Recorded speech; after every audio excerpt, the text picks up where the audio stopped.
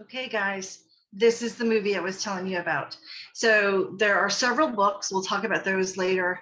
But I wanted to give you my reaction as a midwife to this movie. Okay, it's called All of My Babies.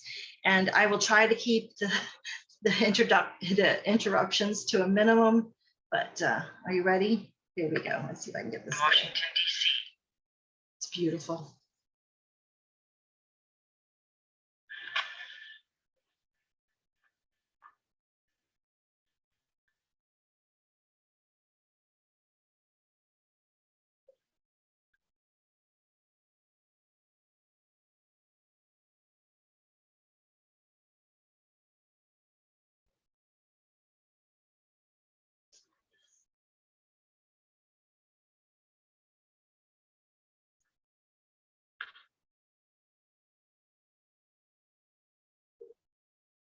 So a little background here. I'm going to stop it real quick. A little bit on here. This was a training video put out by the medical community in order to improve maternity care. And so when you read her memoirs or when you read her books, it's a completely different view, but this is still incredibly beautiful and it just really motivates me.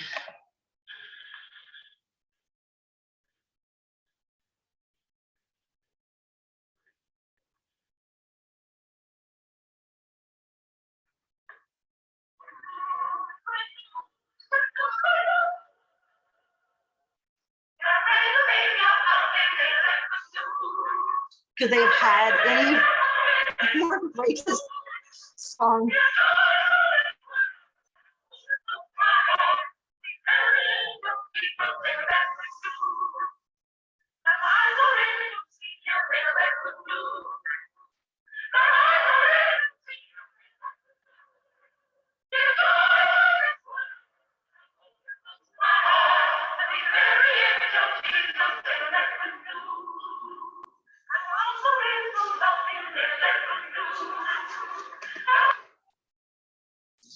Sorry.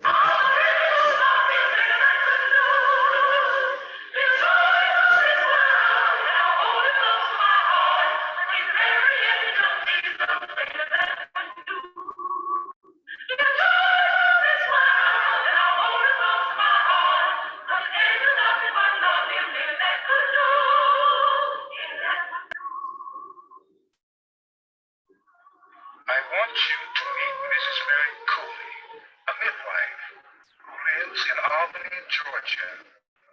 This is a story of how she helps people like Ida Fleming, who engaged Miss Mary to deliver her third child. People like Adam and Maribel Dudley, newcomers to Dougherty County, who bring their troubles to this midwife. In the county health department are doctors and nurses who help Miss Mary do the job to which she and thousands of other midwives all over the South have dedicated their lives, the birthing of healthy babies.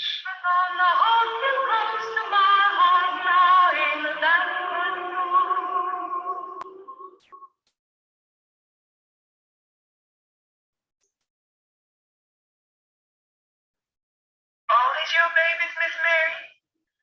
Yes, these are all my babies. Lived about 1,400. Kind of ones come this year. Here's mine too. I'm gonna send you a real baby picture. This next one, Miss Mary. Well, you do that thing, honey. Well, I ain't nothing bothers than that. But I remember 4 years ago, she was so scared. I had to take her to the clinic myself. Back in those days, our clinic was meeting at the old building. Dr. Andrew had been our health officer for, I guess, just about a year.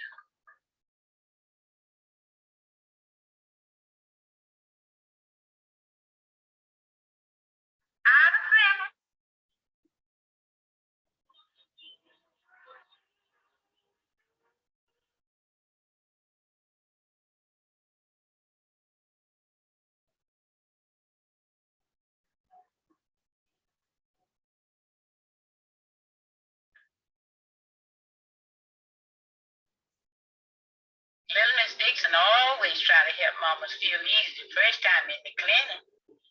Of course, I've told I already what they're going to do. How to take each mother's temperature and feel it put.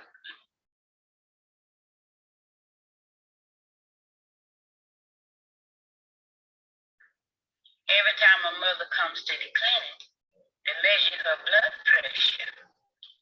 That's another way they can tell if she's keeping in good shape. Or if she ain't, man, she had better do to get herself well so she can have her baby more easy and normal.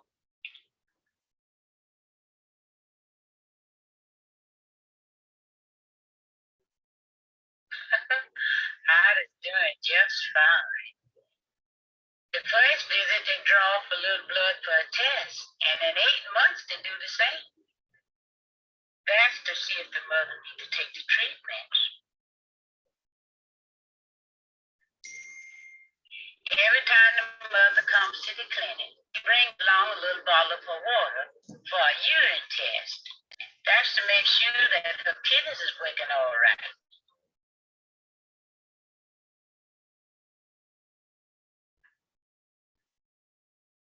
When our patient begin their checkup early like Ida did, then we midwives ain't so apt to run up against something beyond our help. Dr. Newton examined all the mothers the first time they come into the clinic, and again in 8 months, and between times if they need it. When it come out, it's time for the doctor. She knowed already it wasn't nothing for her to be scared about.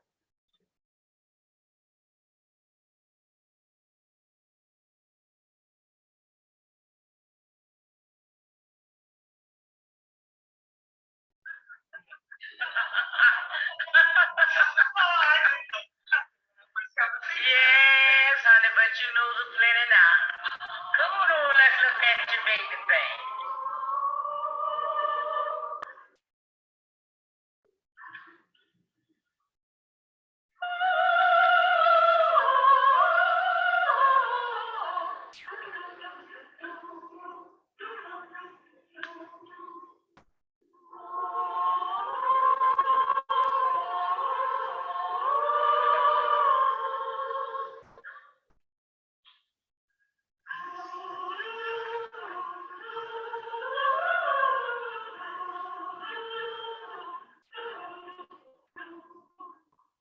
I always visit my mama's ahead of time if I possibly can get to it. Of course, I know before I got here, and Matt and Ida would have everything fixed up nice.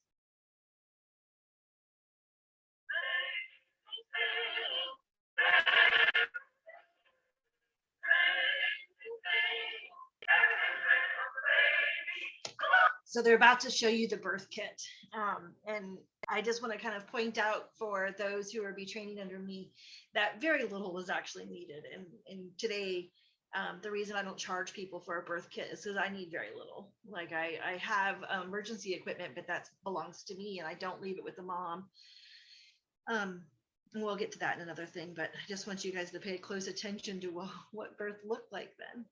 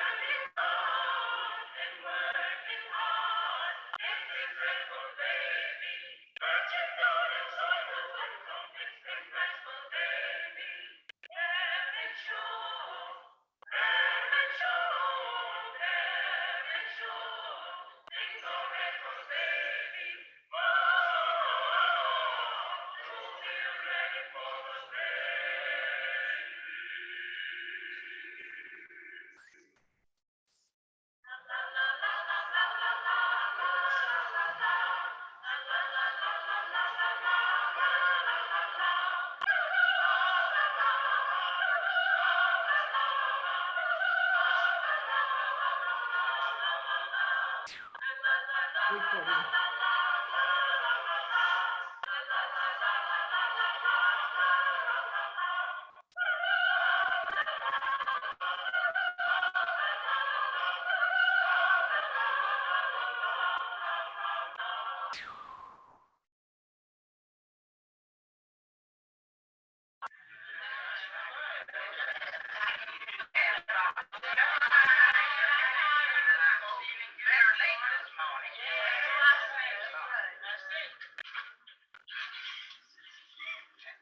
This is what midwifery classes look like.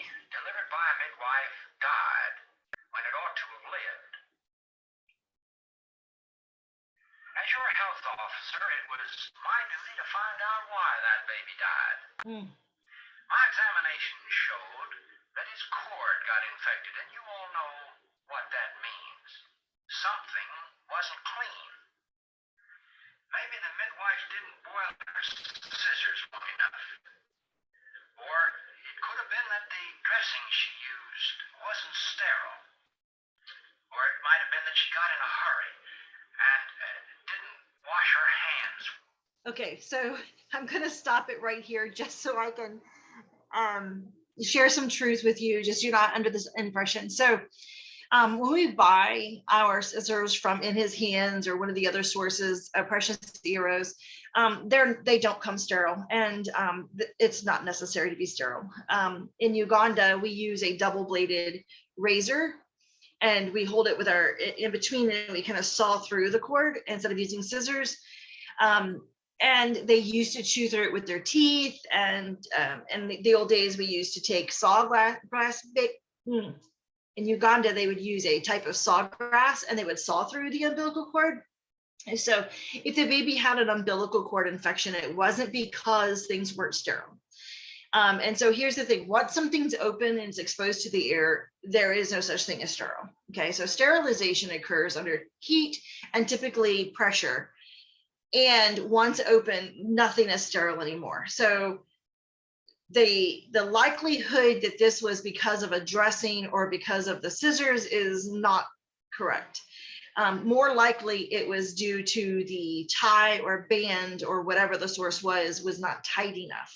Okay, so, and even then I have some questions there and think that maybe even like a tearing of the cord at the umbilical site, things like that cause infection, not typically how we cut the cord or even how we tie the cord.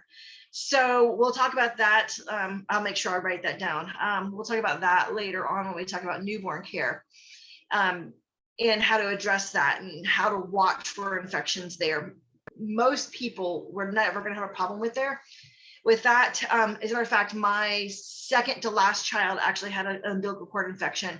She was born in the hospital, but after she came home, it tore a little bit because of the big cord clamp on it.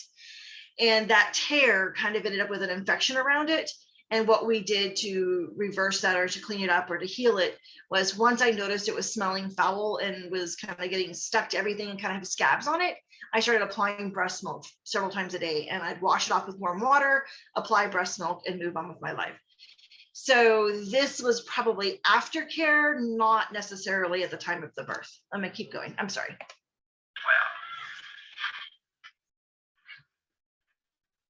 I think midwives in this county have built up a wonderful reputation.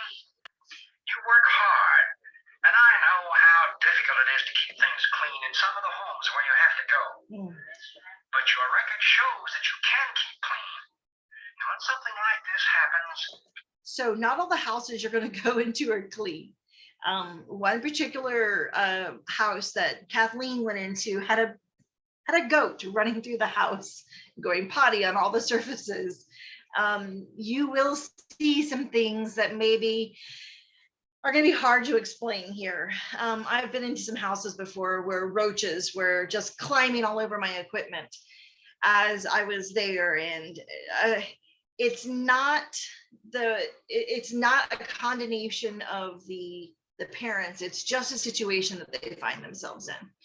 And if we figure this out before the birth, we can work hard with the parents to try to clean up the situation or to clean up the house or to help them have a cleaner environment for the birth. But in my opinion, it is still a safer environment to birth at home than in a hospital where several people have been sick and all of the bacteria and viruses and stuff are recirculated through, the air, even though there's HEPA filters and whatnot, there's still a recirculation. And just going from one patient to the other, there's that contamination. So I still think it's safer at home, and statistics still support that. So I'm going to keep going here because this is a long video and I'm not sure Zoom. As a matter of fact, I might have to stop it part of the way and upload this and then continue again. It's a warning to all of us, to us doctors, nurses, as well as to you midwives. It shows us how very easily we can slip back when we get careless.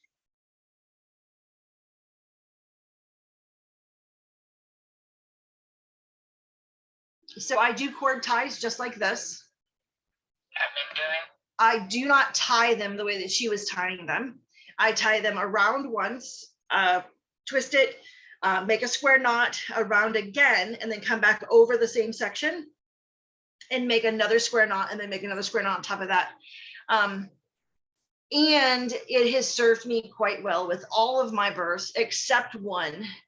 And well, I say except one, where I went to tie the cord, and when I pulled the cord tight, or when I pulled the band tight, I went right through the cord. And so I was very grateful to have the plastic cord clamp sitting right next to me as in case of an emergency. I always issue 2 per birth, and I reuse them if no one opens them or mess with them or they stayed sterile. I've had one birth where the baby's cord had snapped before he came out, and having that plastic cord tie sitting right there beside me was instrumental in saving his life. So those 2 situations, I say always, always, always have at least 2 cord clamps beside you just in case, because I've seen 2 situations where it saved the baby. The one where I pulled through it, the cord had already started pulsing. It was already like 2 or 3 hours after the birth. So it wasn't a dire need. However, I really was grateful that I had it sitting there, so it lessened the amount of time it took me to get that cord occluded. And the same thing about 18 years, but I still know I can see them if I don't keep checking on myself. These young girls who are just starting out, they have an advantage because they're learning the right way to begin with. But you know, folks can change too if they just put the mind to it. So see, she was putting a second cord tie on there. I don't typically need to do the second cord tie because the placenta is already done and separated before I go ahead and tie a cord. So I usually wait 2 or 3 hours post-birth before I tie a cord and cut it. So typically you would have a cord clamp. So let's see if I can use this. So here's the cord. You would have a cord clamp here, a space, and then a cord clamp here, and then you would cut in the middle. But say the baby is on this side and I tie it here, and if this placenta has been released for a long period of time and there's no blood left in this, there's no reason at all to put a second tie or clamp on there. Okay, and we'll talk about that when we talk about after birth care, and we'll talk about cord clamping and delayed cord clamping. I don't like referring to it as delayed cord clamping. So I'm probably going to stop the video here just because I'm afraid of Zoom's, I'm afraid of Zoom's timing, and this seems like a really good intermission spot.